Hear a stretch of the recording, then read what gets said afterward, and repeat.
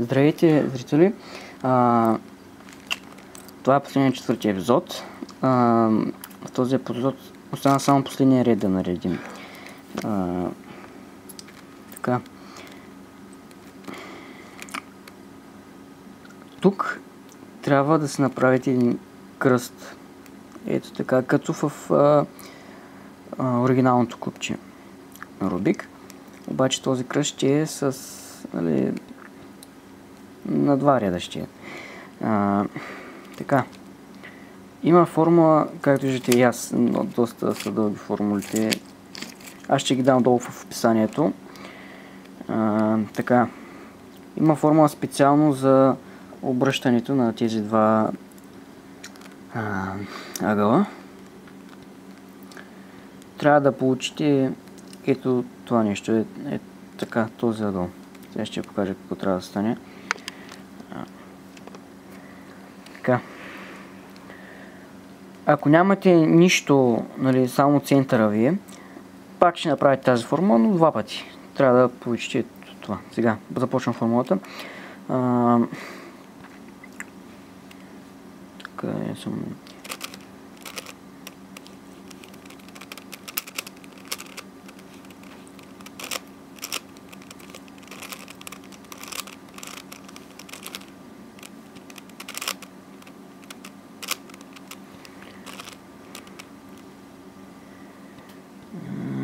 Да не бъркам така.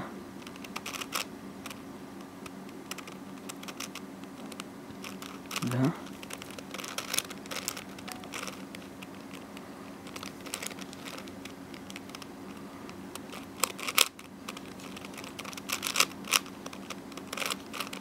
Добре. Ето, получихме това, което искахме. Ето това трябва да стане. И сега правите следната формула. Така, свалете средата. Въртите насам един път. Два пъти. Дигате. Това го връщате. Ето, получи се кръста.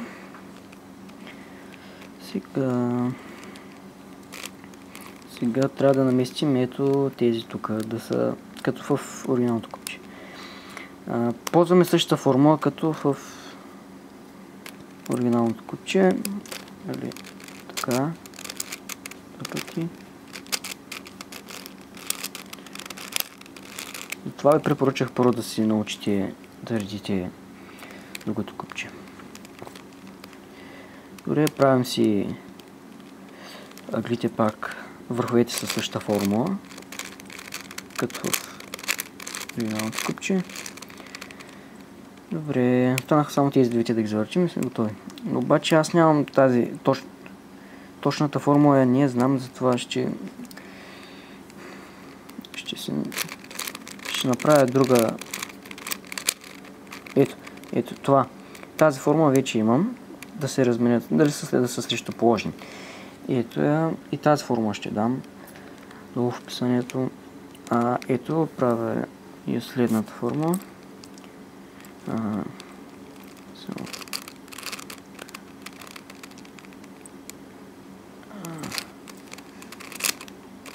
Два пъти.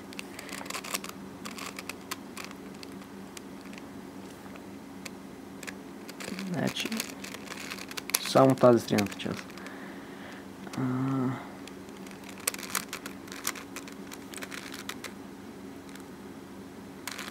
Така.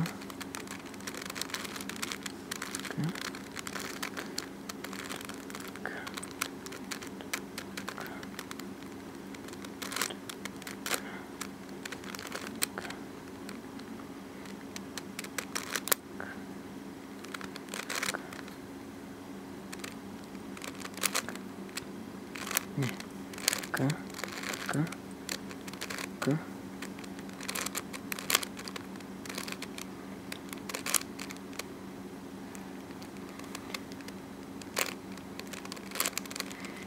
Добре, ето, размениха се местата, само трябва да ги завъртя. Той ще го правим с формулата от първото купче. Има прилики и разлики между двете купчета. Това формулите имам предвид. Така.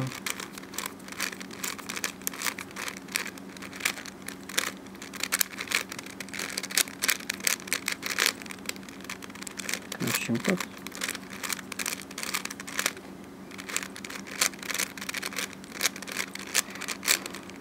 Ето, това беше.